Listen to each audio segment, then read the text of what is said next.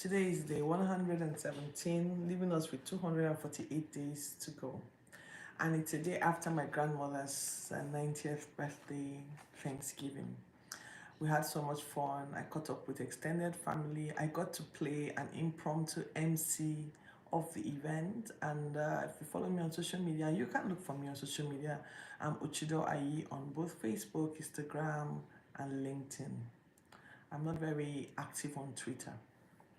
Anyway, so I'll put out pictures there for you to see how the event went. But I'm glad to be back here today. All right, so if you're joining my podcast for the first time, I am Uchido Ayi, and I chose to do the Bible cover to cover in 1 year. I chose to do this because I want to get to know God way more for myself. I want to find out what parts of the Bible have what stories. I want to make my own interpretations, draw my own insights and conclusions. And then I thought to share it with an audience so that I can be held accountable. Now, you don't always have to agree with my interpretation, but that's the essence of this. We all need to get to know God for ourselves and not always through third party. It's good to listen to pastors and leaders of the clergy, but it's not always the best to rely on them for every information you get from God. So I chose to use this structured Bible guide. It allows us to go through the Bible, looking at an Old Testament, a New Testament, a Psalm, and a Proverbs every single day. Some people say that's too much, and sometimes I feel that way too, but we're already halfway through, so not halfway, but at least we've been able to make some considerable progress, and so I think that it's important that we stick to the structure. So today is day 117, and it's a good day to be looking at what Gideon is up to. All right, so we're looking at Judges chapter 7 and 8. We're looking at Luke 23. We're rounding up Luke 23, and then we're looking at Psalm 95 and then Proverbs 14, 2 verses there. All right, so Gideon began to prepare for war. Remember what happened yesterday? Yes. Gideon was called out, and now he knows for sure that he's been called by God to lead the people of Israel to fight against the Midianites. So he prepares for war, and then it takes, I think, over 10,000 people. And then God tells him that these people are too many. So how do you trim them down?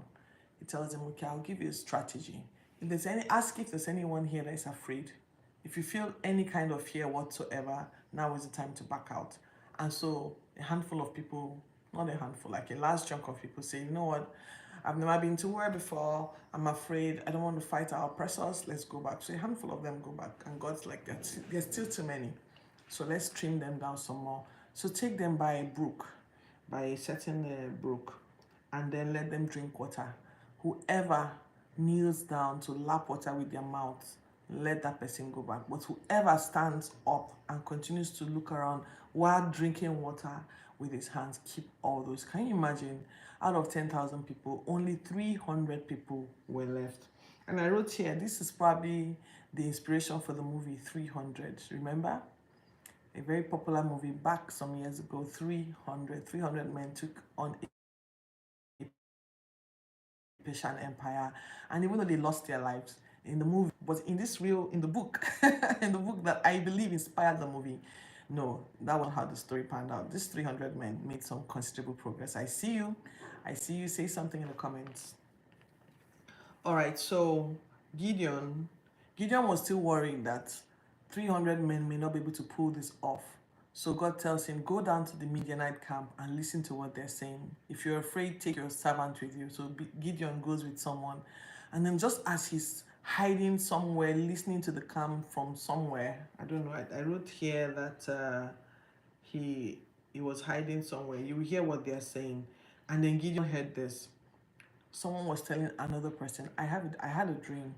And in that dream, a roll of bread, like a loaf of bread, rolled down a hill and then came and knocked down our tent, and the entire tent collapsed. And then the second person said, oh, that must be Gideon of Israel. God has already given him victory over the Midianites. And then Gideon was like, no way. And so he goes back to the people and he says, You guys, we can't even wait till morning. I'm so excited. I'm rounding everybody up. God has given us this, so we need to go and we need to take them unawares. So he gives everybody a picture. Let me see if I listed it here in my notes. It goes and he says, oh yeah, oh, we've got them. So just copy me and do what I do. All right. So they leave with empty pitchers and torches, and then they go and surround the camp while the people are still asleep.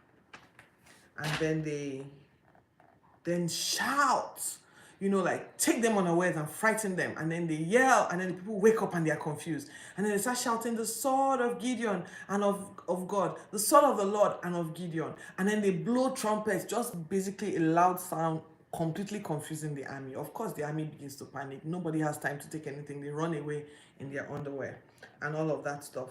So Gideon chases them. And then Naphtali and Manasseh and Asher, like tribes who had been waiting to hear, because Gideon has sent away quite a few people. People were like waiting to see what's going on. They ran after them and began to pursue the people, the Midianites. Now the sons of Ephraim also heard, and then they also came around. And when they did, they were even given some tasks. They seized water holes from Beth Barak all the way to Jordan, where Jordan is today. And then they captured Oreb and Zeb, princes of Midianites, and then killed them. The Ephraimites did that. So when they came back from that pursuit, the Ephraimites picked a fight with Gideon, saying that, why were you going to go to war and you didn't want to involve us? We're upset because you don't want us to enjoy. We too, we are bored. We too, we are oppressed. We want to fight our oppressors. Why would you do that without us?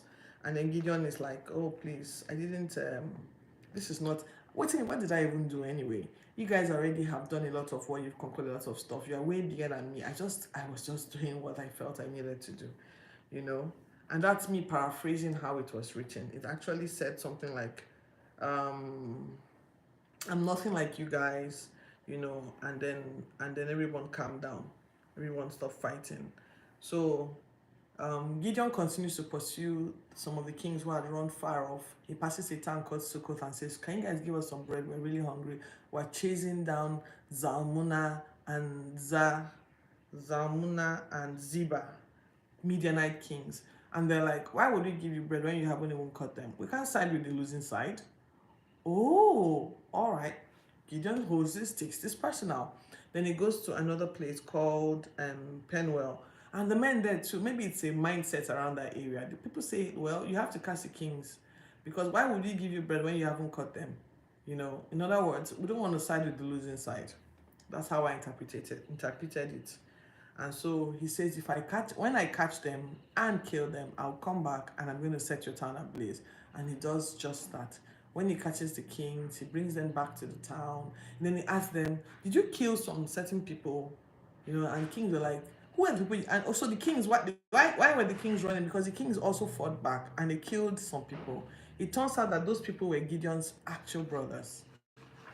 Because the king says, oh, I killed some people, they look a lot like you and they seem like princes. They were like princes. So he was like, you killed my brother, so I'm not going to spare you. So he goes ahead and then he tells his son, Jopheth. Let me see, did I write his name down here? He tells his son to, okay, so I'm going ahead of myself. Let me stop here.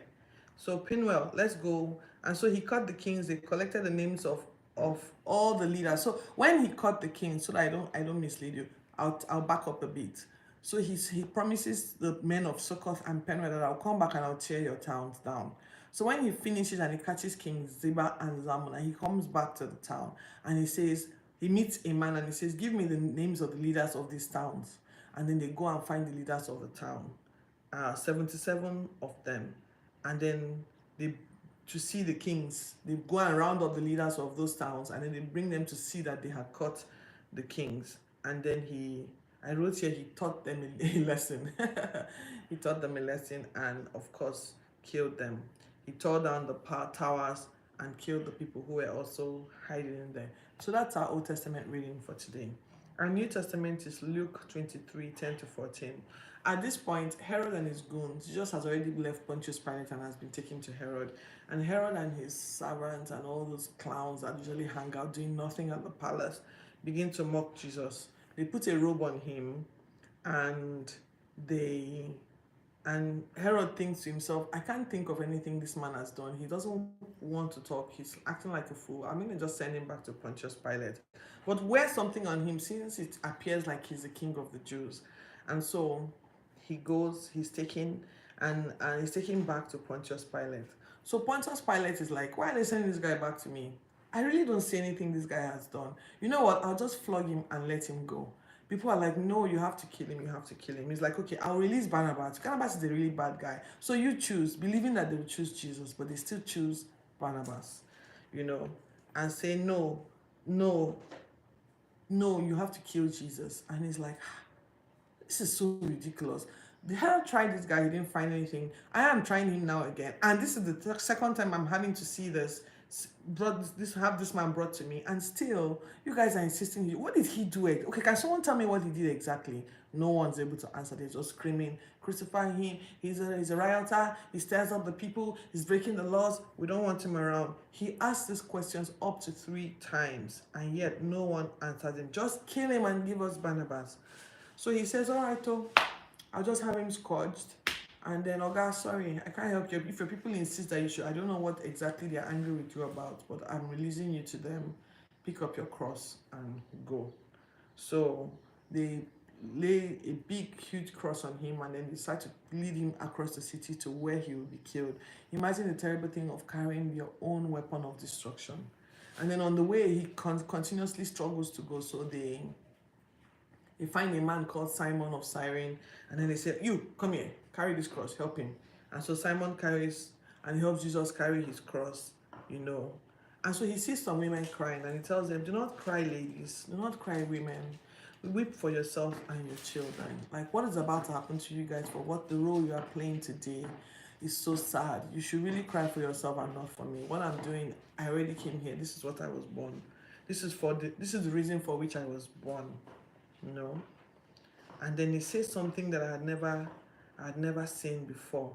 He says, you beg mountains to fall on you, and the tree is green now. The tree is green now. What of when it is dry? I don't quite understand what that proverb means, and I guess I'll find time to research on it later. So Jesus is finally taken there, stripped off his outfit, and nailed to the cross and hung on the cross, and he's crucified along with 2 other people who were sentenced to death, 2 maybe terrible murderers or thieves. And then while the people are still there watching, the disciples are watching from far, the Roman soldiers are around taunting Jesus. One of the thieves joins them in taunting Jesus, saying, I don't know, if you're really who you say you are, why don't you just save yourself and save us too? You know, when someone is so broken, they don't even when they're dying, they still are foolish. They still speak stupidly, no iota of remorse for the things that they are being punished for. That level of brokenness, yes. And so Jesus turned around and said to the other thief, who was like, why would you even say such a thing to this man? This guy has done nothing. You and I, we deserve what we're getting. What has this man even done? And Jesus is like, you will be with me in paradise. You will be with me in paradise. You know?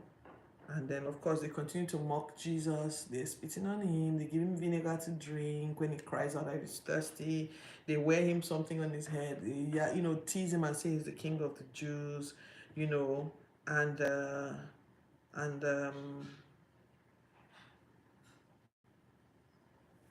and then that ends the second reading. That ends the New Testament for today's reading. That's Luke 23:10-43.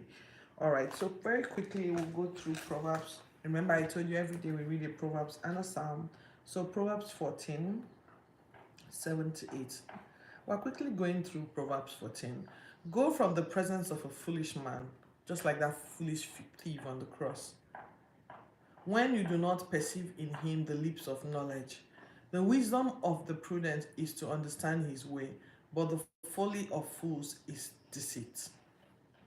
All right, so Psalm 95. It's 11 scriptures and we'll be done in a minute. Oh, come, let us sing to the Lord. Let us shout to the rock of our salvation. Let us come before his presence with thanksgiving. I know a song. I can't remember the tune. Let us shout joyfully to him with psalms. Verse 3. For the Lord is the great God, and he is the great King is above all gods. In his hands are deep places of the earth. The height of the hills are his also. The sea is his, for he made it, and his hands formed the dry land. Oh, come, let us worship. So, oh, come, let us worship and bow. This is another song. Let us kneel before the Lord our God, the Maker. All right. So, verse 7. For he is our God, and we are the people of his pasture, the sheep of his hands. Today you will hear his voice. Do not today, if you hear his voice, do not harden your heart as in the rebellion, as in the day of the trial of the wilderness. For when your fathers tested me, they tried me, though they saw my work. For 40 years I was grieved with that generation. Oh my God. You really don't want to pick a fight with God. You really don't. I was grieved with that generation, and said, it is a people who go astray in their hearts. They do not know my ways. So I swore in my wrath that they will not enter into my rest. And that ends the Psalms, our general review for today. So if you've enjoyed this, say something in the comments about the views that I shared or the story. Share with others who you think may be interested in knowing more about the Bible. And turn on the notification button to know when next I go live. And of course, please subscribe to my channel, and I'll see you tomorrow.